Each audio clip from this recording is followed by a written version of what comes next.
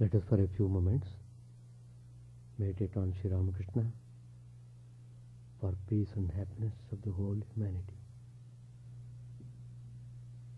Om Stapakaya cha dharmasya sarvadharmasvarupine Stapakaya cha dharmasya sarvadharmasvarupine Avatara Varishtaya Ramakrishna te Namah Asato ma sadgamaya Tamaso ma jyotirgamaya Mrityorma mritangamaya Om Shanti Shanti Shanti.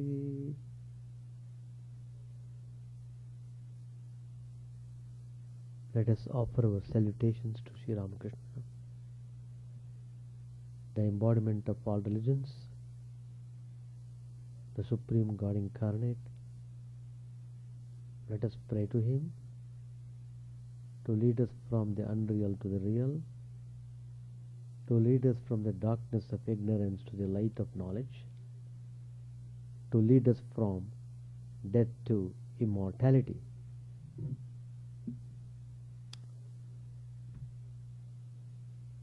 We have been studying Gospel of Sri Ramakrishna.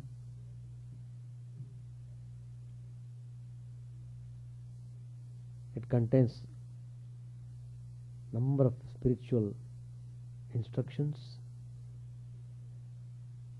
Those who really want spiritual life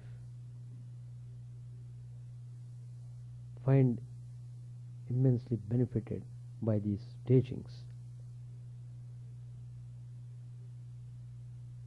Every time I take some of the ideas and try to elaborate how all the teachings of Sri Ramakrishna are so profound. Sri Ramakrishna has given us an awakening to spiritual life. So, it's only through spiritual life one can really experience peace and happiness.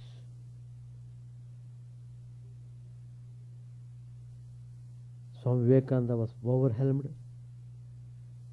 by Sri Ramakrishna's teachings.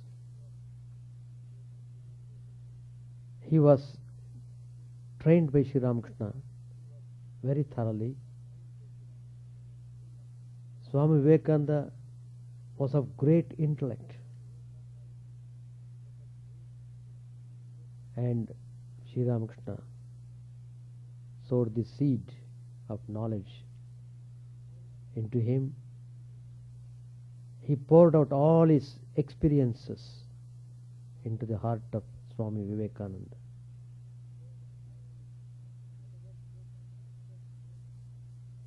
Whatever Vivekananda has said, it's all Sri Ramakrishna's own teachings,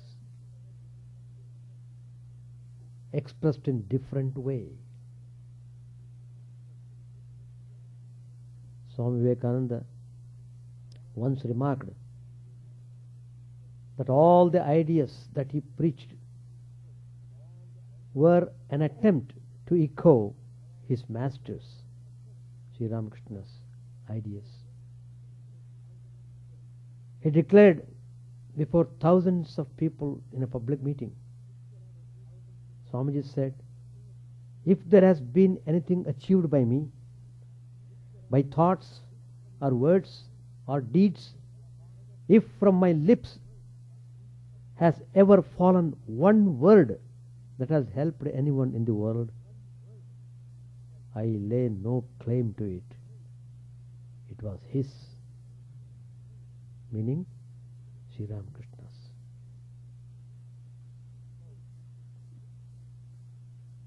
So, today's topic I have chosen Vedantic approach to reality.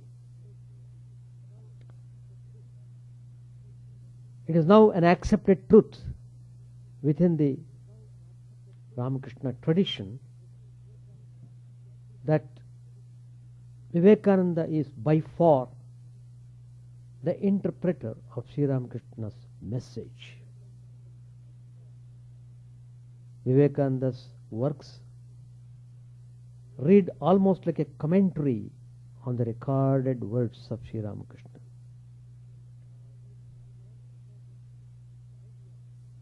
Sri Ramakrishna's ideas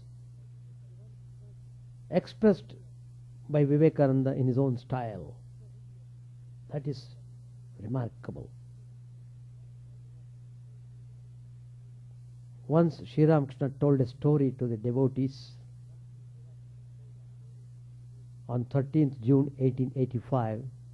This story is in the Gospel. Swami Vivekananda,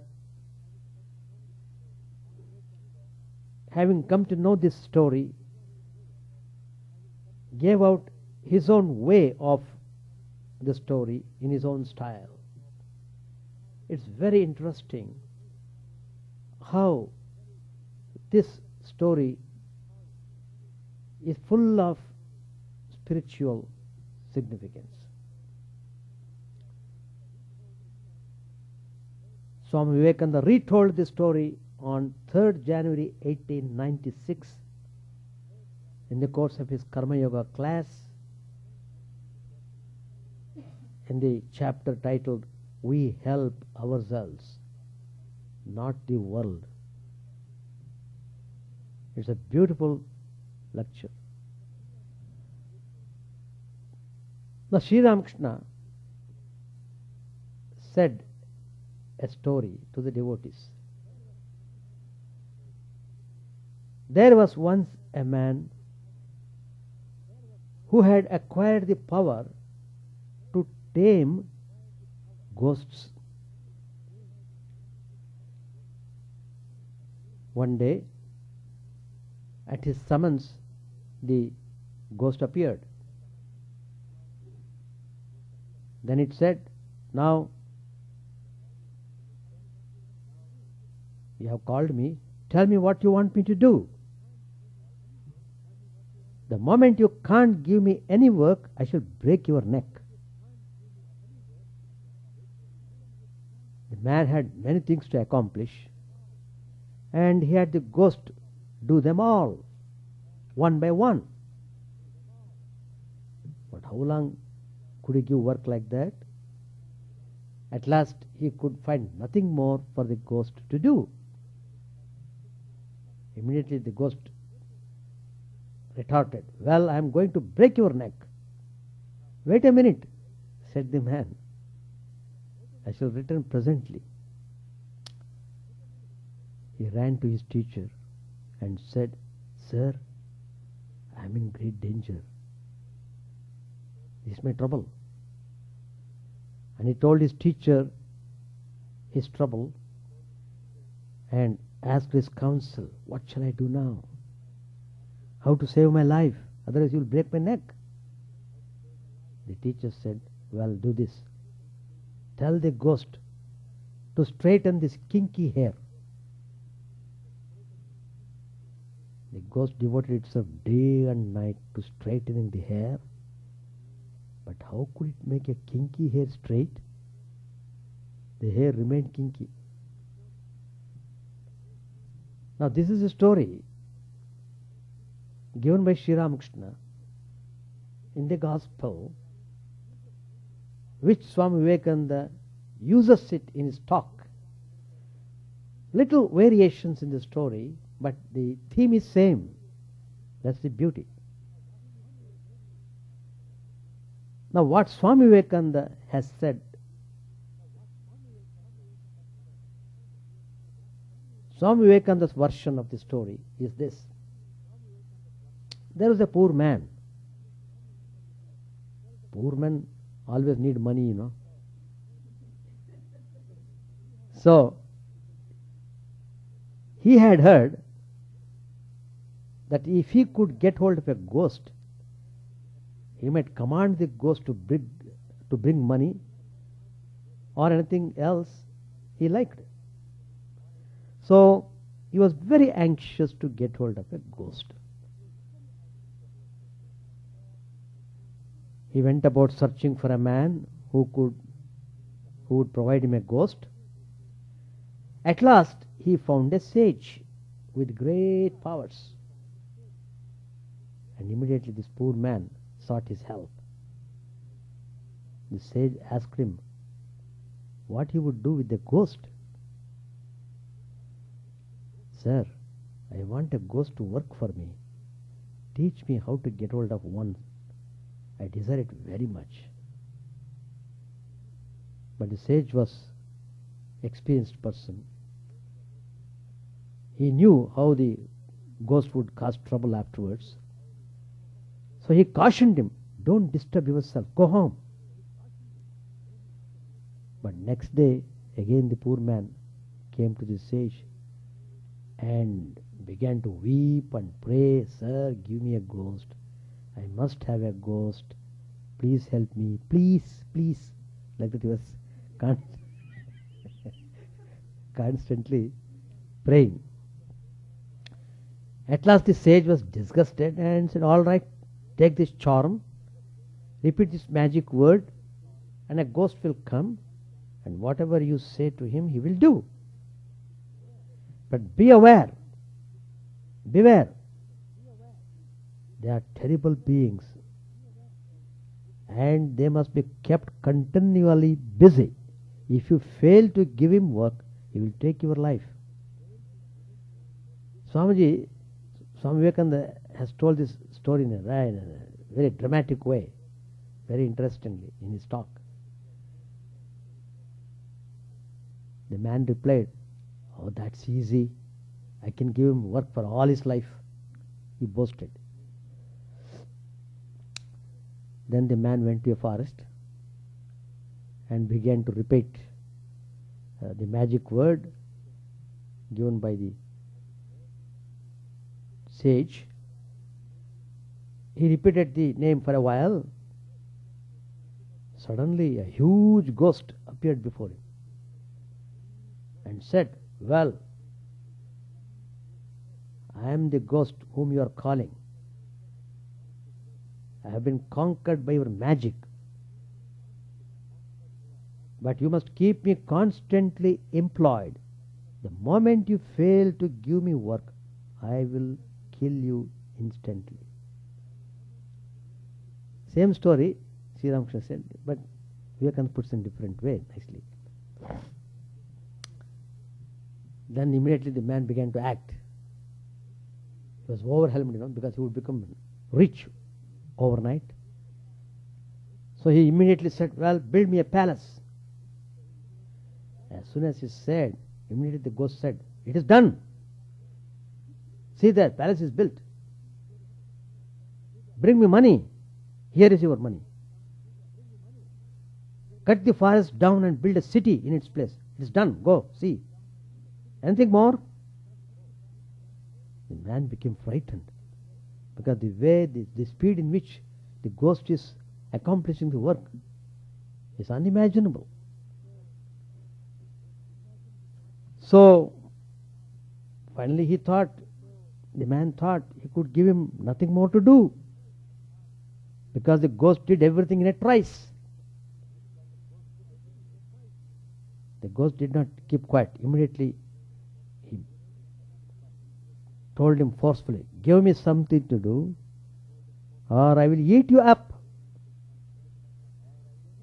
The poor man could find no further occupation for him, because he was terribly frightened. He ran and ran, and at last he came to the sage from whom he had received the magic formula, and then besieged him. He prayed to him, sir, protect my life, protect my life. What is the matter? Sage asked him. The man replied, I have nothing to give the ghost to do. Everything, whatever I told him, he did it in a moment. And now he is threatening me to eat me up if I don't give him any work. Just then he was talking like that, immediately the ghost came there. I will eat you up. And he would have swallowed the man. The man began to shake, and he was begging the sage to save his life somehow. The sage said, I will find you a way out. Look at that dog with a curly tail. Draw your sword quickly and cut the tail off and give it to the ghost to straighten it out. The man immediately followed what the teacher said. He cut off the dog's tail, gave it to the ghost, ordered him, straighten this tail. The ghost took it and slowly and carefully straightened it out, but as soon as he let it go, it instantly curled up again. Once more he laboriously straightened it out, only to find it again curled up as soon as he attempted to let go of it. Again he patiently straightened it out, but as soon as he let it go, it curled up again. So the ghost was continually busy, but he could not accomplish the task. He went on for days and days. He became totally exhausted, the ghost. Then he began to speak in a humble voice.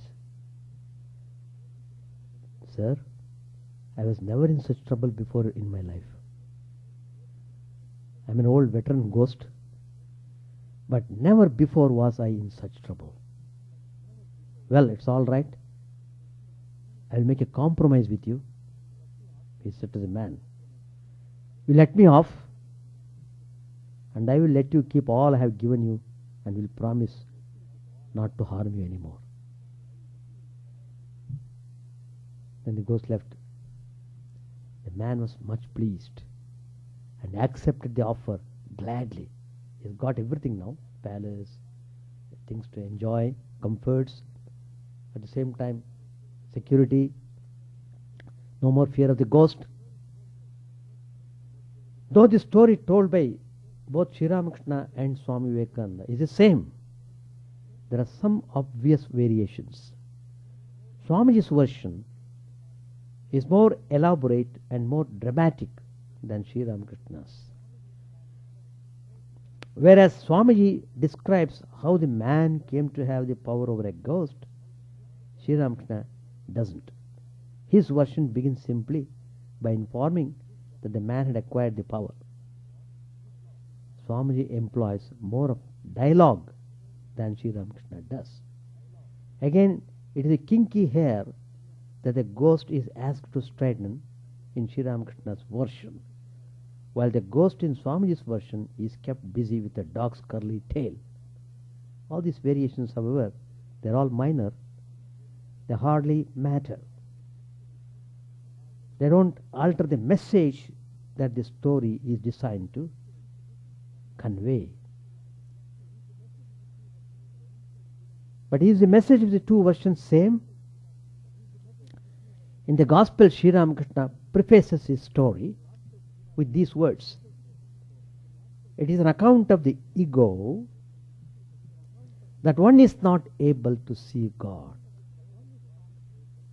In front of the door of God's mansion lies the stump of ego.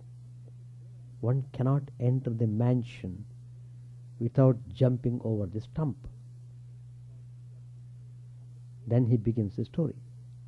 After saying that the ghost could not make the kinky hair straight, he continues, likewise, the ego seems to vanish this moment, but it appears the next. Unless one renounces the ego, one doesn't receive the grace of God. The preface, the conclusion, and the illustrative story are in perfect harmony. Sri Ramakrishna is driving home the truth that the ego persists no matter what. And unless the ego is overcome, one cannot receive the grace of God, or symbolically, one cannot enter God's mansion. Now let us compare this with Swamiji's preface to the story, his observation. Swami Vivekananda, he said, the world will go on with its happiness and misery through eternity. After describing how the ghost could not straighten the dog's tail, Swamiji concludes, this world is like a dog's curly tail, and people have been striving to straighten it out for hundreds and hundreds of years. But when they let it go, it has curled up again. How could it be otherwise? He mentioned one important benefit of realizing the impossibility of curing once and for all the ills of the world. When we know that this world is like a dog's curly tail and will never get straightened, we shall not become fanatics. If there were no fanaticism in the world, it would make much more progress than it does now. Giving up fanaticism, we must continue to work, not to change others, but to change ourselves. This world will always continue to be a mixture of good and evil. Our duty is to sympathize with the weak and to love even the wrongdoer. Swamiji says, the world is a grand moral gymnasium wherein we have all to take exercise so as to become stronger and stronger spiritually. Swamiji's purpose in narrating this story seems to be to demonstrate that the world with all its shades of light and darkness is bound to persist. We can't change the world. We can only change ourselves. In trying to help the world, we really help ourselves. The help we give to the world is limited and its effect temporary, whereas the benefit we receive in return is immense and the effect lasting. Sri Ramakrishna's story deals with the ego. Swamiji's with the world. Have they used the same story to illustrate two different teachings? On the face of it, yes. But if we look deeper, we find that not only are the apparently different teachings complementary, but they also show how the ego and the world are linked and how both must be transcended in order to enter God's mansion. Wonderful. The ego is every individual's own concern. Everyone has an ego, the sense of I, of his or her own. The world, on the other hand, is common to all. My ego is different from yours, but the world we both live in is the same. The ego is, so to say, a personal property. The world, a public property. Are the two, the ego and the world, connected? Our experience says yes. The two are very closely related. They are so close, in fact, that we can't have one unless we have the other. Through our own daily experience, we know that we can't have the world unless we have the ego too. When we go into deep sleep, our ego vanishes and simultaneously the world vanishes too. As soon as we wake up, the world reappears and so does the ego. That means the two are inseparable. And that's why we can't speak of either of the two as preceding the other. Not only are the two inseparable, they are both dynamic constantly changing entities. Some of the changes in the world are obvious, some are not. Changes in the political, economic, social, scientific, and technological fields are easy to perceive. And so are the changes in seasons and the environment. Many changes are gradual, such as the physical growth of plants, animals, and humans. Many others are so slow as to be unapparent, such as the conversion of garbage into compost and its reconversion into living organic matter. There are not only physical changes in human beings, there are changes in their mental and intellectual makeup too. Everything in the world changes, nothing remains the same. Change is a law of life. What about the ego? The I sense. How can that change? Apart from its periodic vanishing, such as when we sleep, it is difficult to conceive of any change in the I sense. But on the flip side of the I sense, there is almost always the my sense. I and mine. Is this my sense that is constantly changing? It is this minus my sense that is constantly changing. My represents the identification of the I with the world. This identification can take any number of forms, such as ownership, my body, my ear, my home, my knowledge, my ideas, my plans, attachment, my teacher, my friend, my country, hatred, my enemy, my phobia, frustration, my bad luck, my good luck, greed, my needs, my hunger, fear, my security, my death, and so on. All these mice taken together along with the I constitute the world.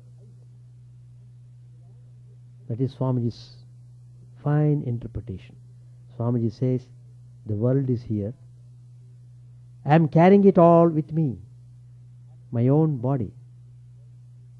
Swamiji says, this world will be world ever and always. What we are, so we see it. As my mice keep on changing, my world also keeps on changing. At times, I find this world very beautiful. On some occasions, it appears to be a most wretched place to be in. And most of the time, I don't feel anything at all about the world. Just as the nature of my world changes, so does its size. Sometimes my world expands to almost infinite proportions when I am thinking of the galaxies, the stars and the sun and the outer space. Quite recently, my world remained large for several days when the fragments of the comet Shoemaker, Levy 9, were crashing on the Jupiter. Usually, however, my world shrinks considerably. It expands a little bit every day for a few minutes when I read the papers, but soon it shrivels when I get busy with my routine duties.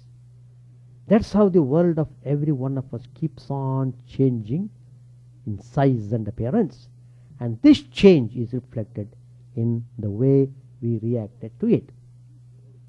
Moreover, since my I and mine is different from your I and mine, my world has got to be different from yours. So, although we began by saying that the world you and I live in is the same, we have now reached the point where we may have to revise that understanding. Your world and my world may not be the same world after all. In my world, I as a perceiver am the subject, and everything I perceive, including yourself, is an object of my perception. On the other hand, if in your world you are the subject and everything you perceive, including me, is an object of your perception. So we have found at least one major difference between your world and my world.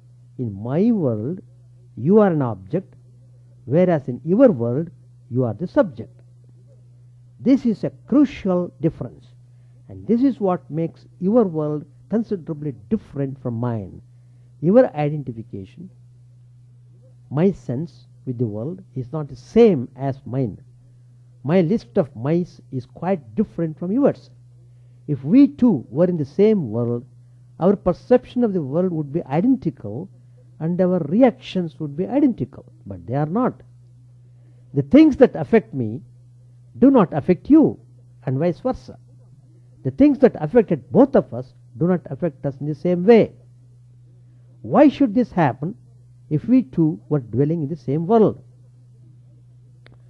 One of Sri Ramakrishna's illustrations can be given here to show the link up of the my sense with the events in the world. Suppose a man is sweeping a courtyard with his broom, and another man comes and says to him, "Hello, so and so is no more, he is dead." Now, if the dead person was not related to the sweeper, the latter goes on with his work, remarking casually, "Oh, that's too bad. He is dead. He was a good fellow." The sweeping goes on all the same. But if the dead man was his relative, then the broom drops from his hand. "Ah," he exclaims, and he too drops to the ground. It is said in the gospel. In this story, the event is the same, but the man who brings the news is affected in one way, while the sweeper who is related to the victim is affected quite differently. And to be sure, for billions of other people the world over, who may never get to know of the tragedy, the event was simply a no event. It just didn't form a part of their world. Swami Vivekananda explains the reason why every one of us lives in a world of our own making. Swamiji's explanation, his commentary is thrilling. He says in his talk, "Let us examine our perceptions. I see a blackboard. How does the knowledge come? What the German philosophers call the thing in itself of the blackboard is unknown. I can never know it. Let us call it X. The blackboards act on my mind, and the mind reacts. The mind is like a lake. Throw a stone in a lake, and a reactionary wave comes towards the stone. This wave is not like the stone at all. It's a wave. The blackboard, X, is like a stone which strikes the mind, and the mind throws up a wave towards it. And this wave is what we call the blackboard. I see you. You as reality are unknown and unknowable. You are X, and you act upon my mind, and the mind throws a wave in the direction from which the impact comes, and that wave is what I call Mr. or Mrs. So-and-so. There are two elements in the perception, one coming from outside and the other from inside. And the combination of these two, X plus mind, is our external universe. All knowledge is by reaction. In the case of a whale, it has been determined by calculation how long after its tail is struck its mind reacts and the whale feels the pain. Similar is the cause with internal perception. The real self within me is also unknown and unknowable. Let us call it Y. When I know myself as so and so, it is Y plus the mind. That Y strikes a blow on the mind. So our whole world is X plus mind, external, and Y plus mind, internal. X and Y standing for the thing in itself, behind the external and the internal worlds, respectively. These are the words of Swami Vivekananda. He has said in the Complete Works, volume number 2. Later, Swamiji goes on to show how X and Y are identical. But what is of immediate interest to us here is the fact that my world is X plus my mind, and your world is X plus your mind. And because the contents of your mind and my mind are different, our worlds too are different. One might argue that all this so-called intellectual stuff may look fine on paper and perhaps provide a quaint, abstract, mysterious stimulation to a few highly imaginative nuts. But let us be reasonable and realistic. Let us admit that in actual practice the theory of everyone with a world apiece just doesn't make sense. It is not true. We all feel we are sharing a common world between us. It is ridiculous to even think that your world is different from mine. It is difficult to drive home an idea which is contested so ferociously, almost dogmatically, because it appears so contrary to our belief and experience. It is senseless banging our head against a brick wall.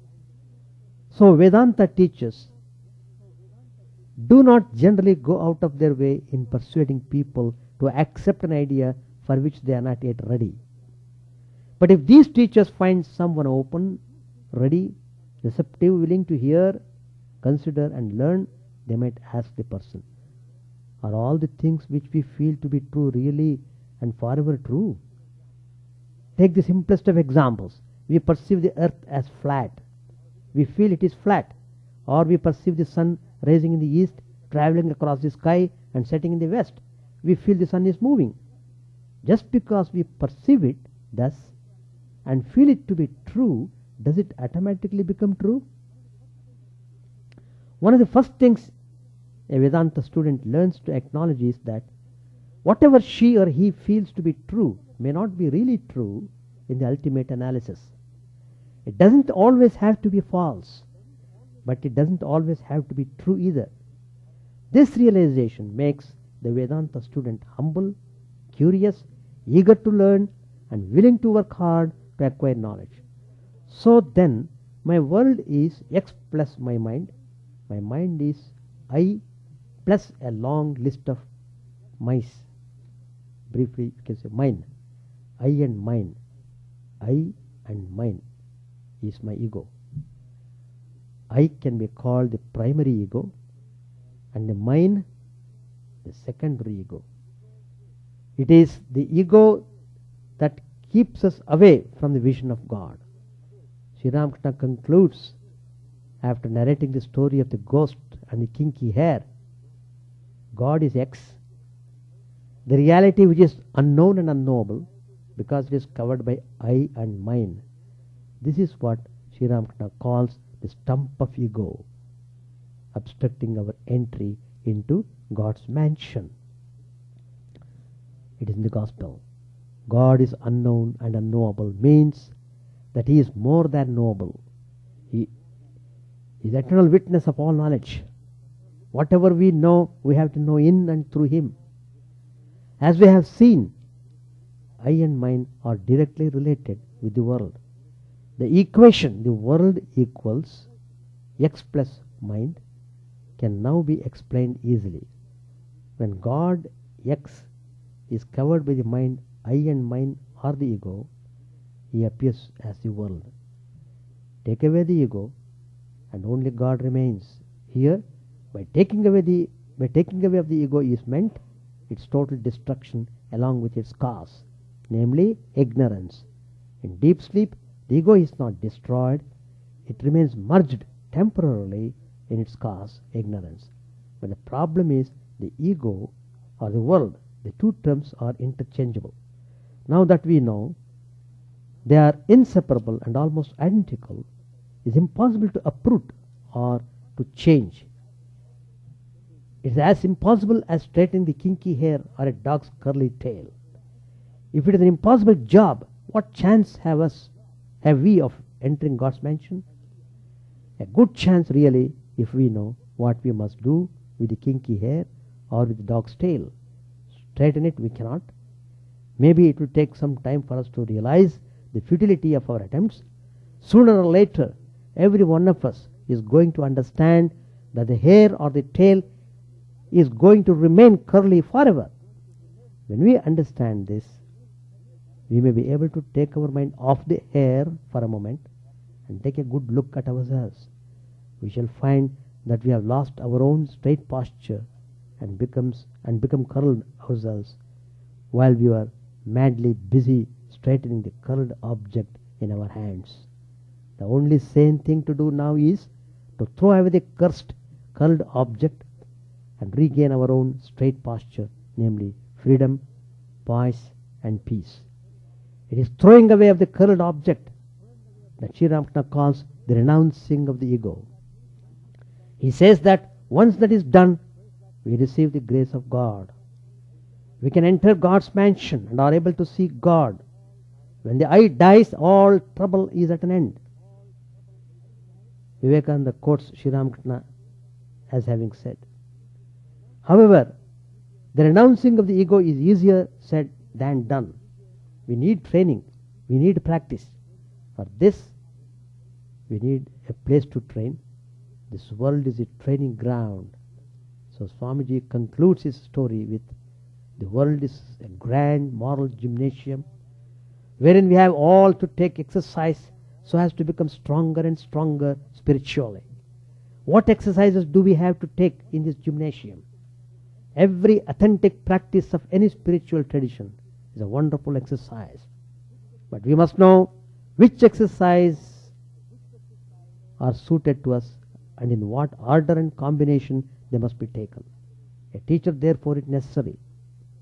Vedanta students have a wide variety of exercises to choose from. A careful study of the gospel and the complete works and also of Holy Mother and the direct disciples acquaints us with many techniques, all designed to help us throw away the kinky hair or the curly tail. Instead of frittering away our energy in trying to straighten what cannot be straightened, we must channel the energy in learning how to throw away the source of all problems. This throwing away is renunciation. To renounce is to transcend. The ghost figures prominently in the story we are studying. If we look deeply, we will find that the ghost has entered into every one of us and we are at his mercy. He calls the shots and we wretched slaves obey. We have surrendered to him our freedom, our personality, our individuality. We merely exist while the ghost lives in us. He is a ghost that cannot survive without work. A ghost that is programmed to work, fueled by inner restlessness, desires, ambitions and hopes. He is a ghost that wants to do and has no time to be. How long should we permit ourselves to be possessed by this ghost? In the story we are told that the man had acquired power over the ghost. Well, that was only an illusion, for as it turned out, it was a ghost that dominated the show. There can be no rest for us, no peace until this ghost is given his marching orders. All our spiritual practices are meant to exorcise the ghost within. Once the rogue is kicked out, we need neither the kinky hair nor the dog's tail. They can be easily thrown away, and we abide in our true nature of absolute freedom, bliss and perfection. So, the summary of this topic, Vedantic approach to reality. First, the ego and the world are closely interlinked. Second, the world is nothing but God seen through the veil of the ego. Third, renouncing the ego is a must in order to see God. Fourthly, the idea of a commonly shared objective world, independent of any individual, may seem natural and sufficient for most of our needs, but a higher idea, higher meaning, nearer to the truth is that the world is really individual oriented, flexible in size and appearance. Fifthly, every significant change in my ego, I and mine, produces a change in my perception of the world. Sixthly, I and mine cannot be destroyed or straightened out like the kinky hair. So the world too, like the dog's tail, cannot be straightened out. Knowing this will prevent us from becoming fanatics. Seventhly, since the problem cannot be solved, it must be dissolved.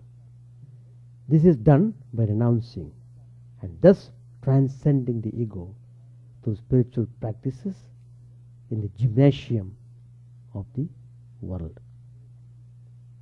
How this simple story has such profound teaching. It's amazing how Swami Vivekananda has interpreted Sri Ramakrishna's story in his own style and how he thrilled the audience through his talks. That is, to become more and more humble. The more we are humble, the more we are near to God. That's the message. Page 758. A devotee to Trailokya. I have read in your book that you do not believe in the incarnation of God. You said so in connection with Chaitanya. Trailokya said, why? Chaitanya himself protested against the idea of divine incarnation. Once in Puri, Advaita and the other devotees sang a song to the effect that Chaitanya was God. At this, Chaitanya shut the door of his room. Infinite are the glories of God. As he, meaning Sri Ramakrishna, says, the devotee is the parlor of God. Suppose a parlor is very well furnished. Does that mean that the master of the house has exhausted all his power and splendor in that one parlor? Girish said, he, meaning Sri Ramakrishna, says that prema alone is the essence of God. We need the man through whom this ecstatic love of God flows. He says that the milk of the cow flows through the udder. We need the udder. We don't care for the other parts of the cow, the legs, tail or arms. The milk of God's prema flows through an infinite number of channels. God has infinite powers. Girish said, but what other power can stand before prema? Trailokya said, it's possible. If he who has the power wants it, everything is in God's power. Girish said, yes, I admit that. But there is also a thing called the power of avidya. Trailokya said, is avidya a thing? Does there exist a substance called avidya? It's only a negation, as darkness is a negation of light. There is no doubt that we prize prema most. What is a drop to God is an ocean to us. But if you say that prema is the last word about God, then you limit God himself. Master said to Trailokya and the other devotees, yes, that is true. But an ounce of wine makes me drunk. What need have I to count the gallons of wine in the tavern? What need have we to know about the infinite powers of God? Girish said to Trailokya, do you believe in the incarnation of God?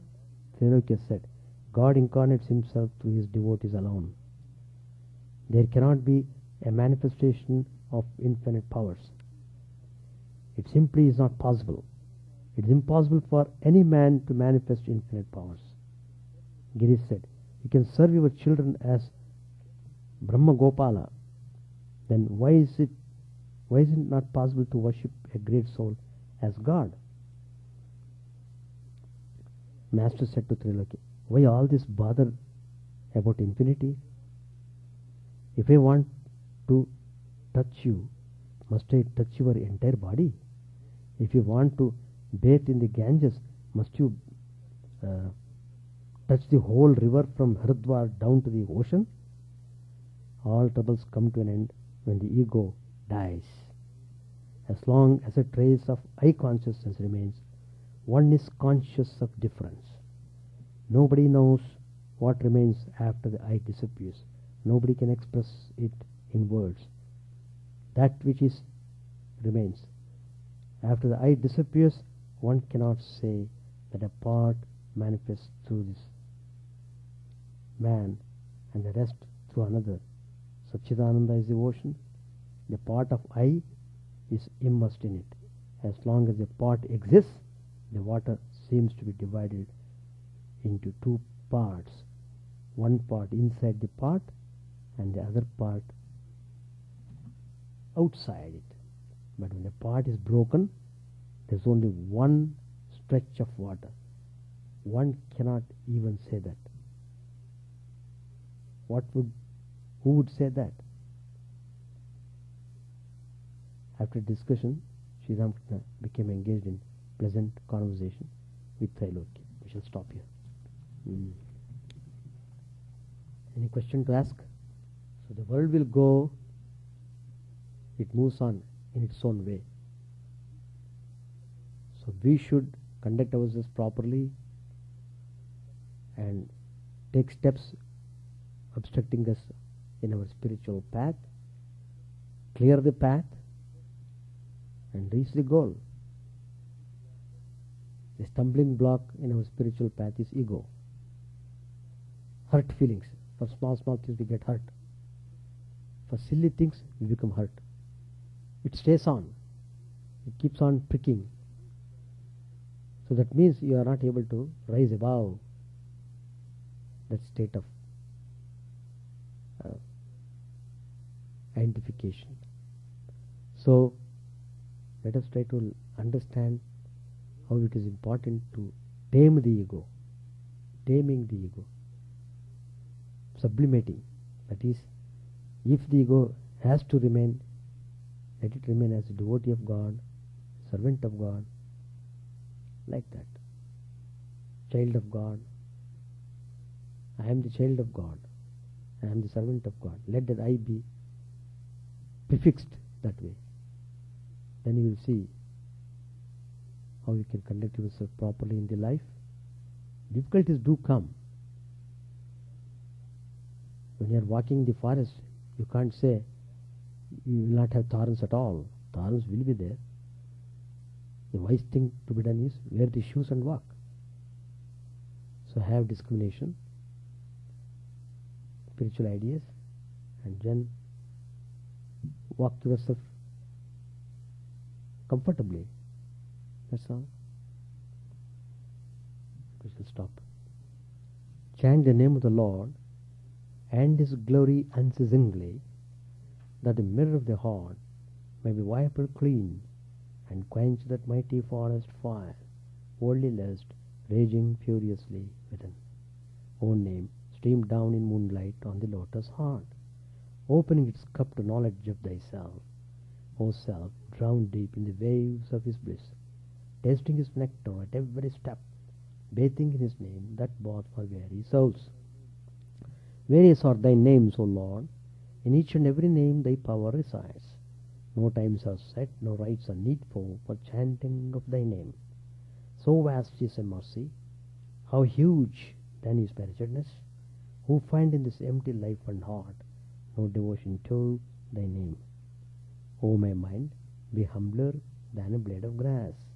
Be patient and forbearing like a tree.